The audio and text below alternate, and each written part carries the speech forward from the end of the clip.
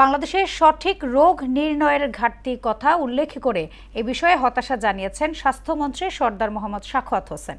তিনি বলেন, প্রান্তিক জনগোষ্ঠী প্রয়োজন ও মানসম্মত চিকিৎসা সেবা থেকে বঞ্চিত হচ্ছে।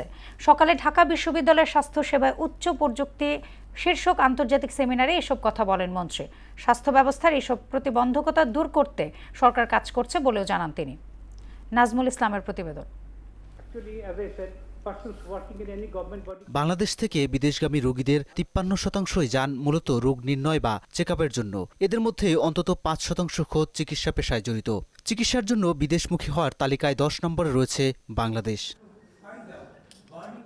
স্বল্প ও মধ্য আয়ের দেশগুলোর স্বাস্থ্যসেবায় উপযুক্ত সাশ্রয়ী ও টেকসই প্রযুক্তির ব্যবহার নিয়ে রাজধানীতে শুরু হওয়া 2 দিনের আন্তর্জাতিক সম্মেলনে উঠে আসে রোগ নির্ণয়ে অপতুল্য ব্যবস্থাপনার কথা।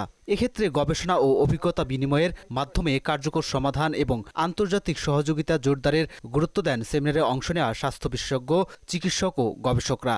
Within these community clinics and roving telemedicine operators, we have a cluster model. So we can have the instruments in the center, community clinic, also in the union health and family welfare centers.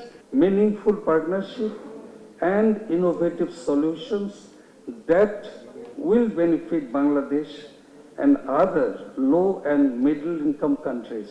We are not self-dependent. So in case of any kind of emergency like COVID or other situations, we have to rely on imports for medical devices.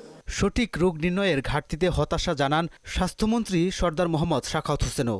বলেন, প্রান্তিক অঞ্চলের মানুষ প্রয়োজনীয় চিকিৎসা সেবা থেকে বঞ্চিত।